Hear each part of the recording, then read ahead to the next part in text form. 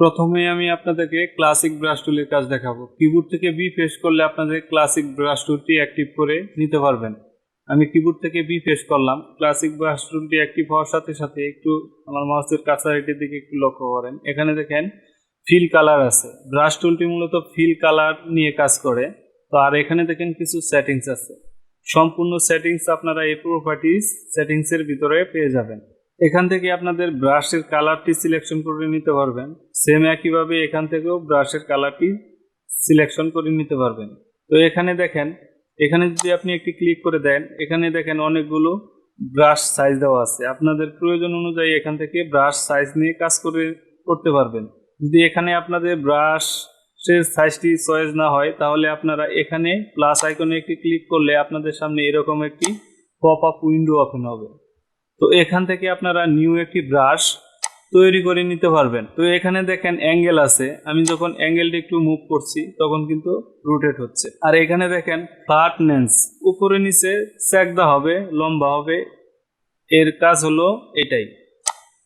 এই ব্রাশটি সিলেকশন করে ওকেতে ক্লিক করার সাথে সাথে দেখেন এই ব্রাশটি কিন্তু এখানে অ্যাক্টিভ হয়ে গেছে। তো এখানে দেখেন ডিলিট বাটন। ব্রাশ যদি আপনাদের চয়েস না হয়, এখান থেকে আপনারা ডিলিট করে নিতে পারবেন। তো আমি এই ব্রাশটি কিছুক্ষণ আগে তৈরি করেছি। এই ব্রাশটি যদি আমি এখানে ডিলিট বাটনে ক্লিক করে এখানে ডিলিট করে দেই, তাহলে দেখেন ব্রাশটি কিন্তু অটোমেটিকলি ডিলিট হয়ে গেছে।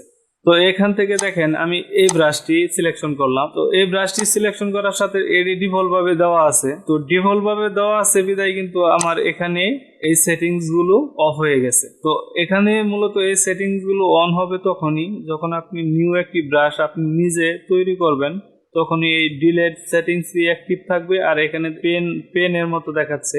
তো এটা মূলত এডিট করা যায়। আপনার ব্রাশটি যে আপনি সিলেকশন করেছেন সেই ব্রাশটিকে আপনি এখান থেকে এডিট করতে পারবেন। তো এবার দেখেন আমার একটি নিউ ব্রাশ আমি তৈরি করেছিলাম আগে। তো দেখেন এই ব্রাশটি যখন আমি ক্লিক করে দিলাম, এই ব্রাশটি কিন্তু আমি নিজে তৈরি করেছি। এখন দেখেন ডিলেট কিন্তু অপশন দেখাচ্ছে, এডিট অপশন দেখাচ্ছে। ডিলেট অপশন আমি আপনাদেরকে দেখালাম। এখান থেকে আমি এখন এই ব্রাশটিকে এডিট করব, মানে একটু চেঞ্জ করতে চাচ্ছি আর কি। তো এখানে যদি আপনারা এডিট বাটনে একটি ক্লিক করে দেন, এখানে ক্লিক করার সাথে সাথে আবারও একটি পপ আপ উইন্ডো ওপেন হয়ে গেল। সেম একইভাবে আপনারা এখান থেকে অ্যাঙ্গেল পরিবর্তন করতে পারবেন। আমি এখানে 50% রাখি। এখানে আমি 50% দিয়ে ওকে করে দিলাম। দেখেন এখানে কিন্তু চেঞ্জ হয়ে গেছে। তো এবার দেখেন সাইজ, আপনি আপনার ব্রাশের সাইজটি কেমন চান, এখান থেকে আপনারা ব্রাশ সাইজটি সিলেকশন করে নিতে পারবেন। দেখেন আমি যখন এখানে ব্রাশ সাইজ বাড়াচ্ছি, এখানে কিন্তু আমার স্টেজে কিন্তু প্রিভিউটা দেখতে পারবেন আপনারা, একটু লক্ষ্য করেন। তো তারপর দেখেন মিনিমাম সাইজ, মূলত এই সাইজটি আপনি যখন ছোট বড় করবেন সেম রেশিও অনুযায়ী সেও কিন্তু বাড়বে এই ম্যাক্সিমাম সাইজ। তো এখানে দেখেন স্মুথ, এখন কিন্তু স্মুথ 100% দেওয়া আছে। এবার যদি আমি একটি ব্রাশ ড্রয়িং করি, আপনাদেরকে একটু দেখাই। তো আমি এই ব্রাশটি ড্রয়িং করলাম, একটু জুম করে দেখাই। দেখেন একদম স্মুথ, কোথাও কোনো তারা বাঁকা নেই। একটু লক্ষ্য করে দেখেন, কোথাও কিন্তু তারা বাঁকা নেই। আমি স্মুথ সাইজটি 100% করে দিয়েছি। এবার একটু কন্ট্রোল মাইনাস চেপে জুম আউট করি। সিলেকশন টুলটি অ্যাক্টিভ করে মাউস ড্র্যাগ করে এই ব্রাশটিকে আমি কিবোর্ড থেকে পি চেপে ডিলিট করে দিলাম। আবার বি প্রেস করে ব্রাশ টুলটি অ্যাক্টিভ করে দিলাম। এখানে দেখেন স্মুথলি 100% দিয়ে রেখেছিলাম, 100% নিয়ে আছে। তো আমি যদি এখানে 50% করে দিই, 50% করে যদি এবার আমি যদি মাউস ড্র্যাগ করে একটি ব্রাশ ড্রয়িং করি, এভাবে একটি ব্রাশ আমি ড্রয়িং করলাম। একটু জুম করে দেখাই। এবার দেখেন আমি আগে যখন 100% স্মুথ দিয়েছিলাম তখন কিন্তু ব্রাশটি একদম নিখুঁতভাবে স্মুথ ছিল। এবার আমি স্মুথটি একটু কমিয়ে দিয়েছি, 50% কমিয়ে দিয়েছি, যার ফলে এই ব্রাশটি আমি যখন ড্রয়িং করছি দেখেন একটু তারা বাঁকা আছে। একটু লক্ষ্য করে দেখেন ব্রাশটি কিন্তু আমার ড্রয়িংটি আমি যখন করেছি তারা বাঁকা হয়ে গেছে। এভাবে আপনারা চাইলে আপনাদের প্রয়োজন অনুযায়ী ব্রাশ তৈরি করে নিতে পারবেন। ব্রাশ কতটুকু স্মুথ চান সেটাও করে নিতে পারবেন, সাইজ দিয়ে দিতে পারবেন, কেমন কালার চান সেটাও এখান থেকে দিয়ে নিতে পারবেন। তো এখানে দেখেন ক্লিক করলে আপনারা এখানে কিছু অপশন পেয়ে যাবেন। সেম অপশনটাও কিন্তু এখানেও আছে, দেখেন সেম অপশন কিন্তু টুলবারের নিচেও দেওয়া আছে। তো এখানে যখন আপনি ক্লিক করে দিবেন, যখন আপনি ব্রাশ টুলটি অ্যাক্টিভ করবেন তখন মূলত এখানে পেইন্ট নর্মাল সেটিংসটি আপনার অ্যাক্টিভ হয়ে থাকবে। এটার বোঝার উপায় হচ্ছে এই যে আপনার এই আইকনটি দেখছেন, আইকনটি কিন্তু ভিন্ন ভিন্ন আইকন আছে। তো আমি যখন ব্রাশ টুলটি অ্যাক্টিভ করি, সিলেকশন টুলটি অ্যাক্টিভ করলাম, সিলেকশন টুলটি অ্যাক্টিভ করে এবার যদি আমি বিফেস করি, এবার দেখেন এখানে কিন্তু নর্মাল সেটিং কিউ দেওয়া আছে। তো আপনি যখন ব্রাশ টুলটি প্রথমে অ্যাক্টিভ করবেন তখন এখানে নর্মাল সেটিংটি দেওয়া থাকবে। তো আপনাদের বোঝার সুবিধার্থে আমি একটি রেক্ট্যাঙ্গেল টুল ড্রয়িং করি। এভাবে মাউস ড্রাগ করে আমি একটি রেক্ট্যাঙ্গেল টুল ড্রয়িং করলাম, আর একটু ছোট করে নেই, সাইজটি বড় হয়েছে। তো এভাবে একটি মাউস ড্র্যাগ করে আমি একটি রেক্ট্যাঙ্গেল টুল ড্রয়িং করলাম। এবার অল্টার শেপে এটাকে ডুপ্লিকেট করলাম, মানে কপি করলাম। তো আমি এখানে দেখেন 3টি রেক্ট্যাঙ্গেল টুল ড্রয়িং করলাম। এবার যদি আমি ব্রাশ টুলটি অ্যাক্টিভ করি বি চেপে, তো এখানে দেখেন নর্মাল সেটিংস দেওয়া আছে। তো আমি নর্মাল সেটিংস থাকা অবস্থায় আপনাদের বোঝার সুবিধার্থে একটু এভাবে ড্র্যাগ করে একটি অবজেক্ট ড্রয়িং করলাম। তো অবজেক্ট ড্রয়িং করার পরে এখান থেকে আমি যদি কালারটা একটু চেঞ্জ করি, তো আমি রেড কালার রাখলাম, একটু লক্ষ্য করে দেখবেন। তো রেড কালার রেখে আমি সাইজটি একটু বাড়িয়ে নিলাম। তো এবার যদি এই স্টকের উপর দিয়ে আমি যদি এভাবে ড্রয়িং করি, ব্রাশ করি, তাহলে দেখেন কি হয়। দেখেন এটা কিন্তু পুরোটাই কিন্তু ফিল হয়ে গেছে। আমার কিন্তু স্টকটা ছিল, পুরোটা কিন্তু স্টক ছিল না। কন্ট্রোল জেড দিয়ে বেগে আসি, দেখেন স্টকটা ভালো করে লক্ষ্য করেন।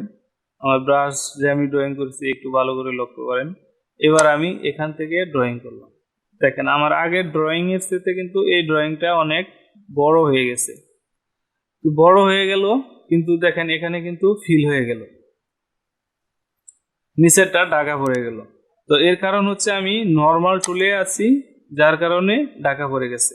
এবার যদি কন্ট্রোল জেড দিয়ে বেগে আসি, কন্ট্রোল জেড দিয়ে বেগে আসলাম, কন্ট্রোল জেড দিয়ে বেগে আসার পর এখান থেকে আমি যদি প্রিন্ট ফিল অনলি করে, এবার যদি আমি মাউস ড্র্যাগ করে যত বড়ই করি না কেন, দেখেন একটু লক্ষ্য করেন। এবার আমি যদি ছেড়ে দেই, দেখেন আগে যে আমি ব্রাশটি ড্রয়িং করেছিলাম সেই অনুযায়ী, সেই রেশিও অনুযায়ী কিন্তু এবার ফিল হয়ে গেছে। তো সেম ভাবে আমি যদি এই রেক্ট্যাঙ্গেলের উপরেও যদি আমি একটু ড্রয়িং করি, দেখেন এভাবে আমি ড্রয়িং করলাম, পুরোটাই ড্রয়িং করলাম। এখানে দেখেন কতটা চেঞ্জেস হয়েছে, একটু জুম করে দেখাই। এখানে দেখেন ব্ল্যাক কালারের একটি স্টক আছে, এই যে ব্ল্যাক কালারের কিন্তু স্টক আছে। এই স্টককে কিন্তু সে ফিল করে নাই, এর ভিতরে যে ফিল কালারটি ছিল সেই কালারটিকে কিন্তু সে চেঞ্জ করে দিয়েছে। আর এখানে দেখেন আমি স্টকটি কিন্তু চেঞ্জ করে নাই, এখানে কিন্তু স্টকটাকে চেঞ্জ করে নিয়েছে। এর কারণ হচ্ছে আমি ব্রাশ দিয়ে ড্রয়িং করেছিলাম, এর ফলে এটাকে সে স্টককে, আমি আগে বলেছিলাম যে ব্রাশ মূলত স্টককে ম্যাটার করে না, ফিল নিয়ে কাজ করে। আমি ব্রাশের উপরে ড্রয়িং করেছিলাম বিদায় সে ফিল হয়ে গেছে। তো আবার আমি কন্ট্রোল জেড দিয়ে আন্ডু করি, বি প্রেস করে এবার ড্র্যাগ করে এটাকে কিবোর্ড থেকে ডিলিট করে দিলাম। তো এবার বি প্রেস করে ব্রাশ টুলটি অ্যাক্টিভ করে নিলাম। এবার দেখেন পেন বিহাইন্ড সেটিংসটি যদি আপনি ক্লিক করেন, এবার যদি আমি এই রেক্ট্যাঙ্গেলের উপরে ড্রয়িং করি, দেখেন কতটা চেঞ্জেস হয়।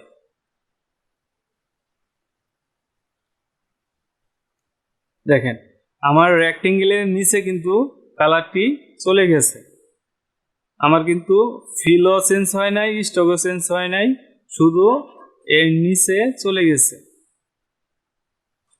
আবার কন্ট্রোল জেড দিয়ে বেরিয়ে আসি, আবার দেখেন এখানে পেন্ট সিলেকশন, এই সেটিংসটি যদি আপনি ক্লিক করেন, ক্লিক করে আপনি যদি এভাবে মাউস ড্র্যাগ করেন, দেখেন এবার কিন্তু কোনো চেঞ্জ হবে না, এবার কিন্তু কোনো চেঞ্জ হলো না। তো চেঞ্জ না হওয়ার কারণটি একটু আপনাদেরকে বলি। এই এই সেটিংসটি মূলত কাজ করে, মানে কোনো অবজেক্টকে সিলেকশন করতে হবে। একটি অবজেক্টের উপর যদি আপনি সিলেকশন করেন তাহলে এই সেটিংসটি কাজ করবে না।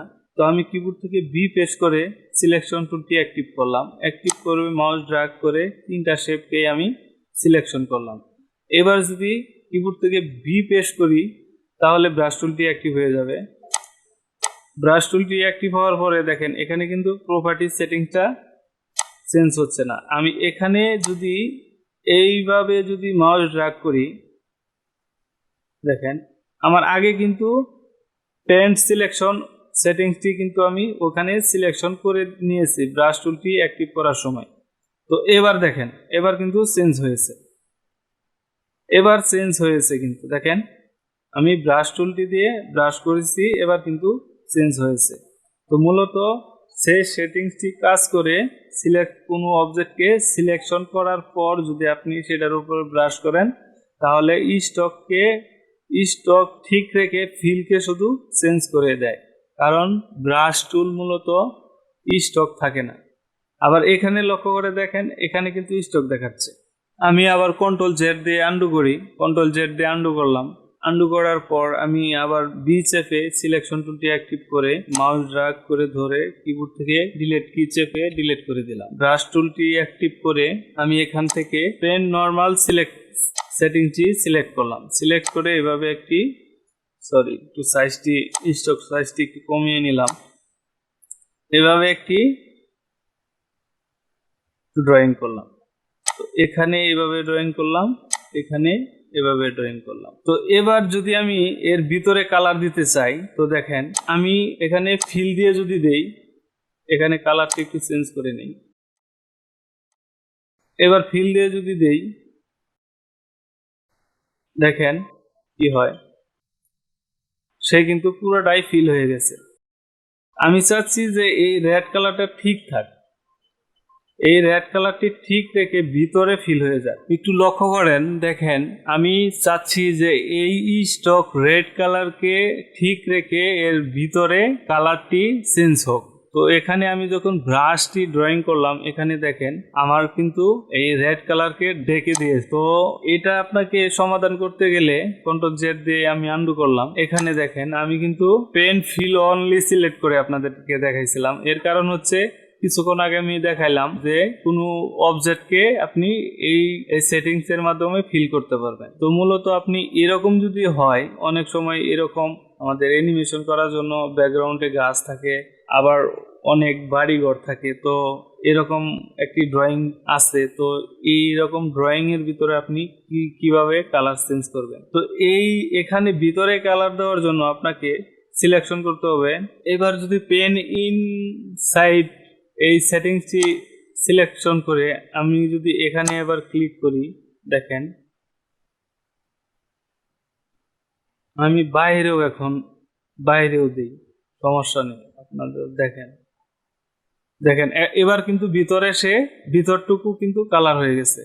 আবার এখানে যদি আপনি ডিফারেন্ট কালার দিতে চান এখান থেকে আপনারা কালার চেঞ্জ করতে পারবেন। তো এখান থেকে আমি চাচ্ছি এই কালারটা হোক।